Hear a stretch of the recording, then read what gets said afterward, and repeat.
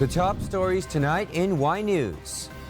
The Commission on Elections has extended the filing of the statements of contribution and expenditures for winning national and local candidates in the May 9 elections. Some residents affected by the phreatic eruption of Bulusan Volcano in Huban, Sorsogon have now been allowed to return home. Health Secretary Francisco Duque III believes President Rodrigo Duterte will not sign the controversial Vape Bill as medical groups continue to rally against it. And Singapore is facing a dengue emergency as it grapples with an outbreak of the seasonal disease. Good evening, Philippines and the world. Today is Wednesday, June 8, 2022. Join us in the next hour as we deliver today's top stories around the Philippines and in other parts of the world. I am William Theo. We are also seen in 1,935 satellite monitoring centers nationwide and via live streaming worldwide through the UNTV News and Rescue social media accounts. First in the news, families affected by the phreatic eruption of Bulusan Volcano in Huban, Sorsogon have been allowed to return to their homes. However, some residents are still hesitating to go back to their community. From Huban, Sorsogon, Alan Manansala will give us the details live. Yes, Alan, good evening. Go ahead. William, good evening. Government vehicles transported around 125 families back to their homes in Huban, Sorsogon. An official of the Municipal Disaster Risk Reduction and Management Council says they were allowed to decamp because of the much improved status of the volcano. Their communities were also cleared of volcanic ash and debris. So ngayon na malinis na po, medyo clear na po ang mga kabahayan sa tulong ng ating kapulisan, Army at Coast Guard and BFP. Paunti-unti na po natin ngayon. So gradual po yung hindi po yan sabay-sabay natin papauwiin. Kasi po limited resources po tayo. Basta within this morning, target natin before lunch, dapat nakauwi na po sila sa kanilang bahay. William, each resident who were sent home was given 2 food packs containing rice grains, canned goods, milk, and coffee from the DSWD. But some returning residents are now afraid to stay in their community. Maricar is worried for her child who suffers from asthma attack. Sana nga po, safe na. Dahil may hika po yung anak ko. Ako po hinihingal. Kung kami po sana, talaga ayaw ko pa po sana. Wala naman po kami magagawa. Pinauwi na po kami. Hindi naman po kami pwedeng maiwan. The local disaster office chief clarifies those who have underlying health condition can still stay in the evacuation center. Kung ayaw nilang lumikas, titingnan natin, i-assess natin kung yung kanila bang kalagayan ay valid. Halimbawa, meron talagang sakit. Ito ba ay hindi pa talaga pwedeng pauwiin dahil sa health reason, safety reason, hindi po natin yan papauwiin. Pero titingnan natin kung talagang valid yung reason. William, the NDRRMC disclosed the plan to relocate permanently all the families still residing within the 4-kilometer permanent radius danger zone of the Bulusan Volcano. Meanwhile, the Philippine Institute of Volcanology and Seismology earlier said that 11 volcanic earthquakes have been recorded in Bulusan Volcano in the past 24 hours. William. Yes, thank you, Alan Manansala, reporting live from Huban, Sorsogon. Outgoing Agrarian Reform Secretary Bernie Cruz believes it is possible to achieve the 20 pesos per kilo of rice by the second quarter of 2023. This is if the concerned government agencies, local government units, and farmers will cooperate to realize the target of President-elect Ferdinand Bongbong Marcos Jr. to have much cheaper prices of rice in the country. Rosa Dicos explains why. President-elect Ferdinand Bongbong Marcos Jr.'s goal of lowering the price of rice to 20 pesos per kilo is not impossible to achieve. Outgoing Department of Agrarian Reform Secretary Bernie Cruz crafted a strategy to attain this through the Mega Farms project. The much cheaper price of rice in the country is possible as early as first or second quarter of 2023, according to the Agrarian Reform Chief. Po, first quarter hanggang second quarter. Ang aming target ay siguro po para mabigyan pa natin ng mas magandang pansin. Pag nagtulungan tayo ng maayos, second quarter po sigurado po tayo na meron na po tayong makikita na 20 pesos na presyo ng bigas para sa mga kababayan natin may hirap. Under the project, small farm lots will be consolidated into mega farms for rice production or at least 50 hectares of agrarian reform lands. Also, infrastructure projects and facilities will be provided gradually to support the production, post-harvest, processing, marketing of rice, among others. Nagkaroon po tayo kasi ng batas, no, yung RCEP, yung Rice Tarification Law. 10 billion a year po yun. Kung yun ay magagamit natin ng tama at maayos, malaki pong tulong yun sa ating mga magsasaka. Kung ma-improve natin at ma-modernize yung pagsasaka, yung mga makinarya, pati yung mga makabagong binhi at saka yung mga teknolohiya na kailangan natin gamitin para po tumaas yung yield, yung harvest natin. According to the studies conducted by DAR, 150,000 hectares of consolidated farmlands can produce an average of 140 sacks of rice per hectare. Around 9 million consumers will benefit from the program, as well as more than 100,000 of farmers. Meanwhile, Agriculture Secretary William Dar said lowering the price of rice to 20 pesos per kilo is not yet possible at the moment. Currently, the farm gate price of palay is 19 pesos per kilo. He added production costs has to be lowered first.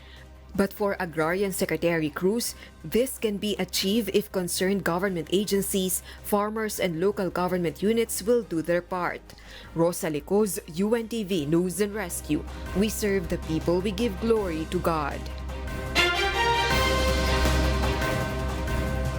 In other news, medical groups renewed their appeal to President Rodrigo Duterte to veto a proposed measure that seeks to lower the age of access to vape and e-cigarette products from 21 to 18. Health Secretary Francisco Duque III, meanwhile, doubts that the president will sign the controversial bill. JP Nunez reports why.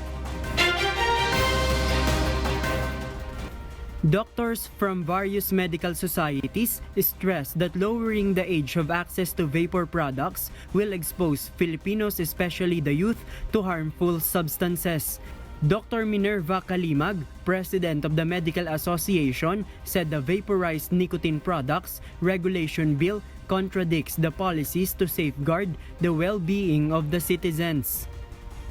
Marami po kasing epekto ng vaping ang nakikita na natin, no, ng mga pasyenteng pumapasok sa ospital dahil din sa mga sakit sa baga.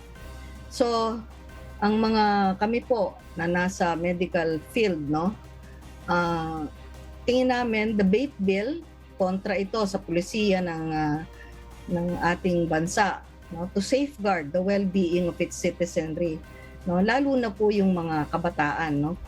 The Department of Health also expressed support for the call to veto the Vape Bill. However, Health Secretary Francisco Duque III doubts that President Duterte will sign the bill into law.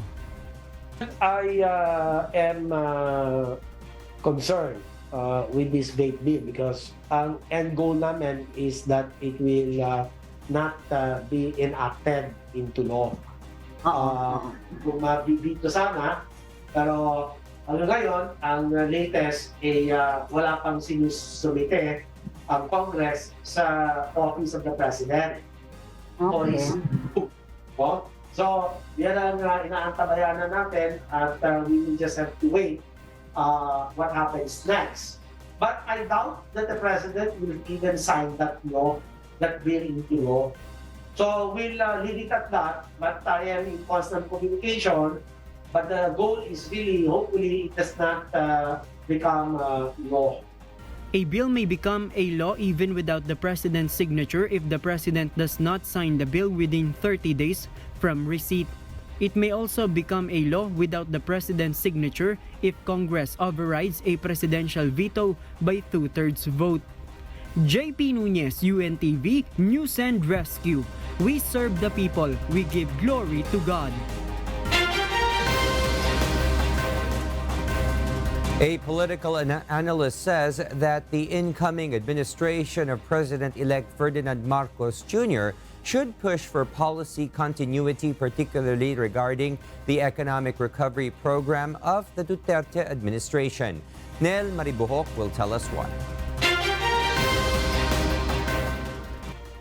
The Marcos administration should continue the policies of President Rodrigo Duterte, such as the economic recovery program. This is according to Professor Dennis Coronacion, chairman of the University of Santo Tomas Department of Political Science and also a political analyst.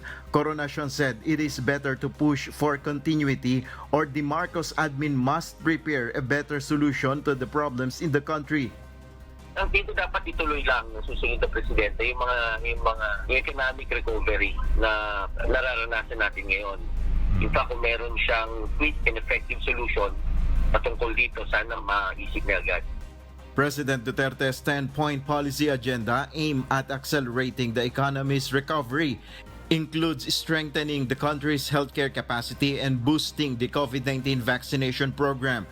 Currently, the country is now facing a series of oil price hikes due to the ongoing Russia-Ukraine conflict and the high demand in other countries. The next president must look into this matter also, according to Coronacion. Yung pong economic problems brought about by the pandemic as well as yung mga events outside the Philippines. I'm referring particularly to the Ukraine conflict. President-elect Ferdinand Marcos Jr. already had a meeting with his economic team to discuss the priorities under his administration. Marcos issued his marching orders with the aim to help the Philippine economy recover from the adverse effects of the pandemic. Nel Maribuhok, UNTV News and Rescue. We serve the people, we give glory to God. Two new cabinet members will be joining incoming administration of President-elect Bongbong Marcos Jr. Retired University of the Philippines or UP Professor Clarita Carlos reportedly accepted the position National Security Advisor. While accepting the position of Department of Agrarian Reform Secretary was former Abono Party List Representative Conrado Estrella III. The announcement from the Marcos camp came in the form of a photo release. These photos showed Carlos and Estrella individually meeting with Marcos. The meeting took place at the BBM headquarters in Mandaluyong City. Meanwhile, the Commission on Elections, or COMELEC, has extended the filing of the statements of contribution and expenditures for winning national and local candidates in the May 9 elections. Dante Amento tells us why. All winning candidates will still have until November 2022 or 6 months to file their statements of contributions and expenditures or SOSE. However, COMELEC said the June 8 deadline for SOSE filing is not extendable for losing candidates. According to COMELEC Education and Information Department Chief James Jimenez, this is based on COMELEC Resolution number 10505. As of 6 p.m. today, Senator Panfilo Lacson, Jose Montemayor Jr., outgoing Vice President Leni Robredo, President-elect Ferdinand Marcos Jr., Senator Manny Pacquiao, and Mayor Isko Moreno Dumagoso have already submitted their SOSEs for President.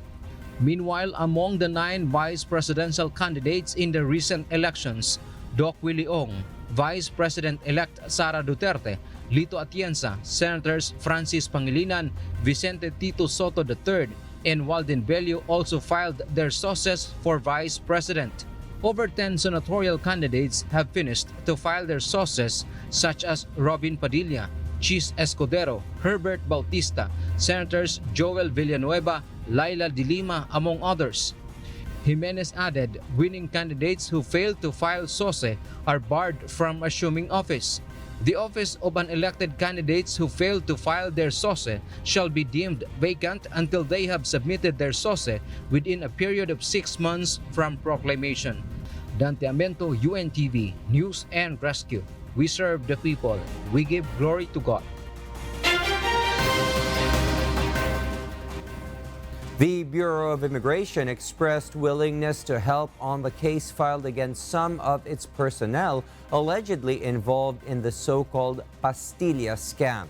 Harleen Delgado will tell us why. The Bureau of Immigration, or BI, is ready to cooperate on the graft charges filed by the Office of the Ombudsman against 42 immigration officers and officials allegedly involved in the controversial Pastilla scam, or the seamless entry of Chinese nationals in the country in exchange of money. In a message, BI spokesperson Dana Sandoval says the Bureau is committed to the pursuit of truth and justice and will be extending their cooperation as needed. Included in those charged are former BI Deputy Commissioner Mark Red Marinas, who also headed the Ports Operation Division, and former heads of Terminals 1 to 3 of the Ninoy Aquino International Airport.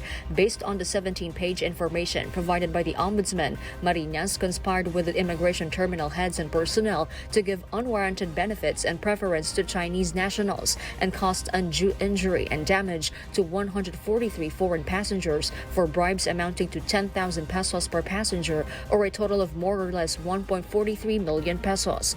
A travel agent is also facing charges. Meanwhile, Justice Secretary Menardo Guevara says the resolution of a separate administrative case from the parallel investigation of the Justice Department will be out soon. However, the admin case contained a different list of respondents compared to those who have been filed with graft cases. For her part, Senator Risa Hontiveros is hopeful that the Ombudsman will reconsider whistleblower Jeffrey Dale Ignacio, who is among those charged before the Sandigan Bayan. Hontiveros, who led the Senate investigation on the issue, recognized the testimony and sacrifices of Ignacio in unearthing their findings. For now, Ignacio, together with the first whistleblower Alison Alex Chong, are still placed under the Witness Protection Program of the DOJ. Harleen Delgado, UNTV News and Rescue. We serve the people. We give glory to God. Department of Health Secretary Francisco Duque III shares his plans to pursue a teaching career after his government stint. The outgoing DOH chief has expressed readiness to face possible charges against him over his handling of the COVID-19 crisis in the country. Aiko Miguel explains why. Outgoing Health Secretary Francisco Duque III used to teach at the Lyceum Northwestern University's College of Medicine. After his term, he plans to return to his teaching profession in their family-owned university. I'm going to work pa, but in the private sector. I'm going to go back to the family-owned university in Dagupan City. Lyceum Northwestern University in Dagupan City. We're about 12,000 students there. I will teach and I will help grow and internationalize the family-owned university. Secretary Duque also plans to introduce the universal health care in their medical curriculum. President Rodrigo Duterte signed the Universal Health Care Law, which seeks to give all Filipinos access to quality health care.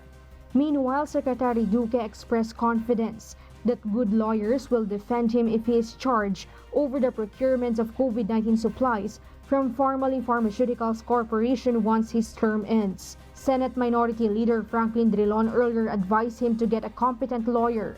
The lawmaker alleged Duque had a hand in the mishandling of pandemic funds. He has faced several resignation calls and criticisms as he lead the government's response against a global pandemic. Noynoy Aquino, ngayon kay President Duterte. So I've been consistent. The President has always stood by me and defended me. Yes. Not only as a good lawyer, but I think more importantly as a President who does not tolerate corruption in his under his watch. You know how many cabinet members he has already yanked out because of corruption. Yes. Me, and always had his full trust and confidence in me. And this is for good reason because alam naman niya yung track record ko eh. Secretary Duque has recommended possible and qualified names for the next DOH secretary as his term will end on June 30. Aiko Miguel, UNTV News and Rescue. We serve the people, we give glory to God. The local police in Mandaluyong City says the respondent of the recent vehicle ramming incident may face more charges. Meanwhile, the authorities confirm that the victim's condition is improving but still remains under intensive care unit. Asher Kadapan Jr. details why. Invitations of government agencies should be duly complied by concerned individuals, especially if a charge has already been filed. Otherwise, the absence of the respondent of a charge may aggravate the situation. Mandaluyong City Police Station Chief Police Colonel Gavin Mel Unos explains this as the car owner involved in the vehicle ramming incident in their jurisdiction on Sunday still refuses to submit himself to authorities. Ang ating panawagan po kung government ang invite po sa inyo to shed light to a particular issue, sana po huwag niyong respetuhin po ninyo. Huwag niyo pong tanggihan kasi dadagdagan po ang ating kaso pagdating sa ganyan. The city's chief of police confirms that the vehicle owner has been summoned after cases were filed against the respondent, but authorities has yet to receive any notice on the respondent's end. Since after the filing of the case last Monday, hanggang ngayon wala pong paramdam or any feelers na magsasabi o nagpaparamdam on the part of the respondent. Wala pong lumalapit dito sa station. Meanwhile, police personnel continue to look after the security guard involved in the vehicle ramming. The authorities confirmed that the victim is still in the hospital under the intensive care unit. Ang recent development dun sa victim is may still difficulty of breathing. Medyo nakakatayo siya, pero hirap pa rin maglakad. And the good thing there is the condition is improving. Asher Kadapan Jr., UNTV News and Rescue. We serve the people, we give glory to God.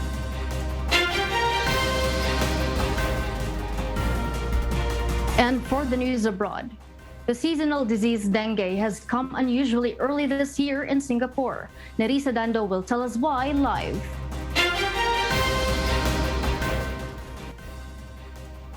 Yes, Nerissa? Good evening, Marielle. Singapore says that it is now facing a dengue emergency with more than 11,000 cases already recorded prior to June 1 when its peak season usually begins. This year's cases is far beyond the 5,258 that Singapore has reported throughout 2021. The sudden surge is a result of the recent extreme hot weather and rainfall in the country. Climate scientist Winston Chow from the Singapore Management University adds that the prolonged weather condition will only make the country's dengue problem worse during the actual peak season. Dengue causes flu-like symptoms such as high fever, severe headaches, and body pains. Extreme cases of this disease include bleeding, breathing difficulties, organ failure, and death. Singapore's National Environmental Agency applies extensive efforts to control the mosquito population through island-wide fogging, public awareness campaigns, and experiments. Yet more mosquito breeding are still found in many areas. Aside from Singapore, Marielle, experts in emerging infectious diseases like Rockland flea, the always are also warning that the changes in the global climate will likely end in the spread of mosquitoes and make outbreaks more common in the coming years. Marielle? Thank you, Nerissa Dando, for that live report. Advisors to the U.S. Food and Drug Administration are supporting the authorization of the Novavax COVID-19 shot, which uses different technology from other vaccines currently in use in the country. Ia De Vera will tell us why live.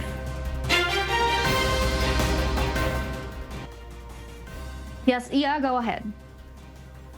Marielle, on Tuesday, majority of the Vaccine Experts Committee voted yes to the question of whether benefits outweigh the risks of the Novavax vaccine in people 18 and older. Only one abstained from voting and none voted no. Novavax submitted a request for the U.S. Food and Drug Administration, or FDA, to authorize its vaccine for emergency use in late January. The vaccine has already been authorized in the European Union, the United Kingdom, Canada, South Korea, Australia, India, the Philippines, and New Zealand, among others. Novavax's President and Chief Executive Officer Stanley Erck said he is hoping the FDA will take the committee's positive recommendation and is looking forward to their decision. Mariel? Thank you, Ia De Vera, reporting live. Russia claims to be nearing their main objective, to take full control of Ukraine's Donbas, as they have taken 97% of the 2 provinces that make up the region. Joselito Liquido will tell us why live. Yes, Joselito? Good evening, Mariel.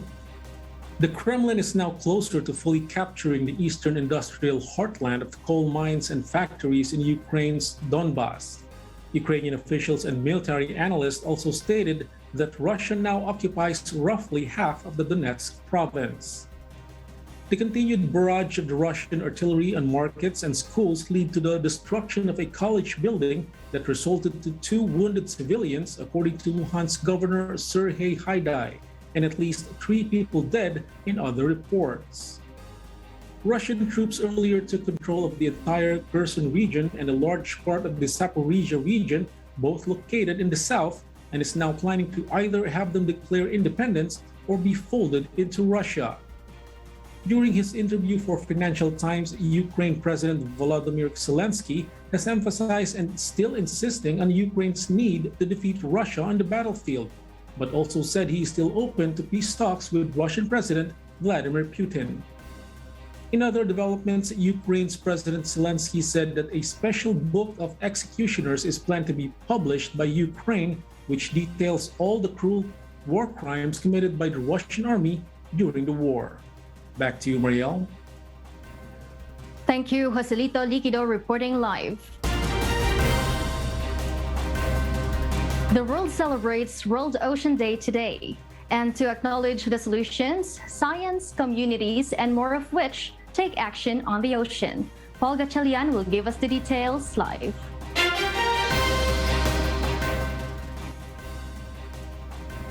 Yes, Paul? Mariel, this year, World Ocean Day is themed as the Revitalization Collective Action for the Ocean, which aims to highlight the collective efforts of communities to sustain the ocean. According to the United Nations, it is important that awareness is raised to restore the loss which the ocean has suffered due to the human activity taking more than what can be replenished. Since 2009, the World Ocean Day has been annually celebrated on the 8th of June after it was announced by the United Nations General Assembly back in 2008. However, the event was first celebrated long before, in 1992, to raise and spread global awareness regarding the significance of the ocean and encourage sustainability. Meanwhile, the event will also be the first hybrid celebration, with the United Nations hosting in person at their headquarters in New York, which will be broadcasted live. Mariel? Thank you, Paul Gatchalian, reporting live. The European Commission has reached an agreement that will require new portable electronic devices to use a common USB Type-C charger. European Parliament lead negotiator Alex Agus-Saliba highlighted the benefits of the new legislation: less chargers for consumers to keep in their homes or while traveling, and only having one charger for numerous devices.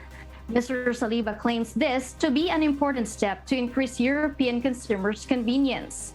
Furthermore, the law will require companies to sell their devices without a charger to reduce electronic waste from unused chargers and make the products being sold in the EU more sustainable. The law will apply to phones, tablets, cameras, and computing peripherals by 2024 and to laptops by 2026.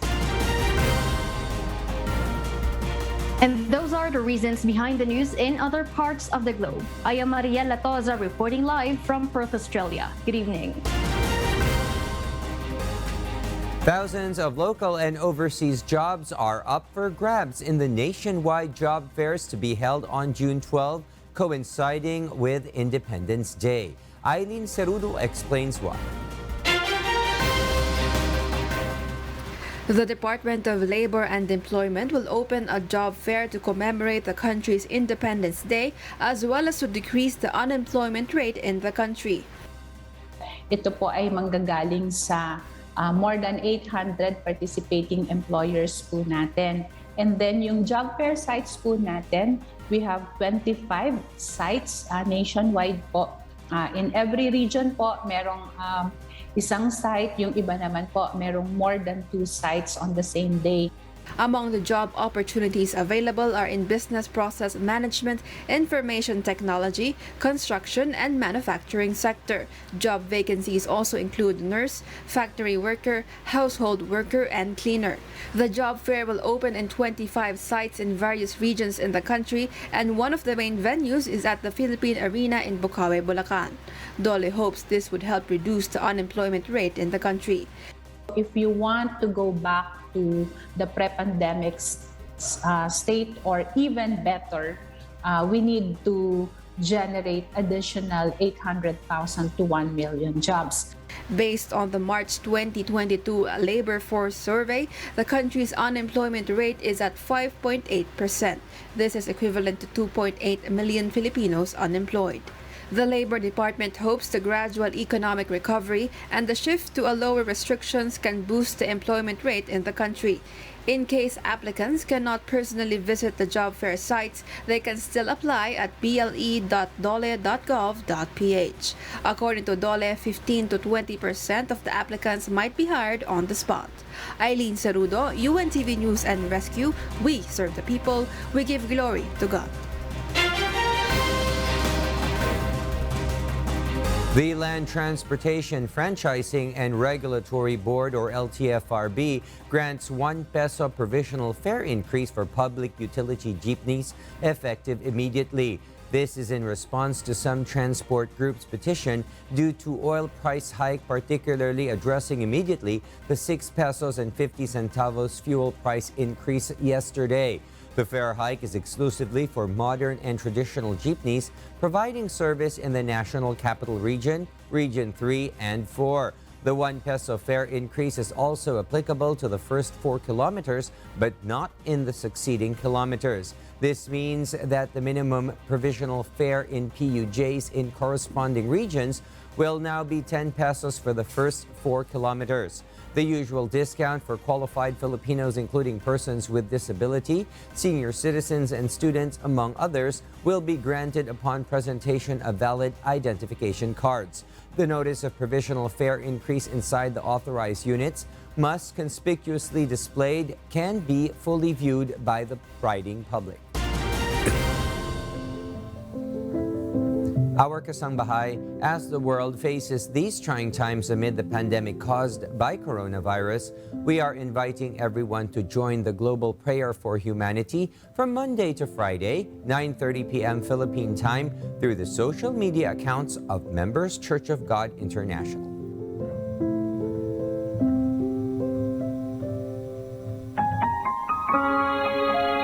And before we close, we will leave you with a word giving glory to God from the book of Proverbs, chapter 13, verse 24. It says, "He that spareth his rod hateth his son, but he that loveth him chasteneth him quickly."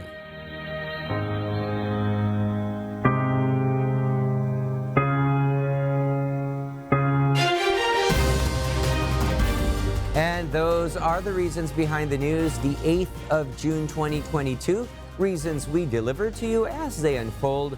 I am William Theo. Because we need to know, we will always ask why.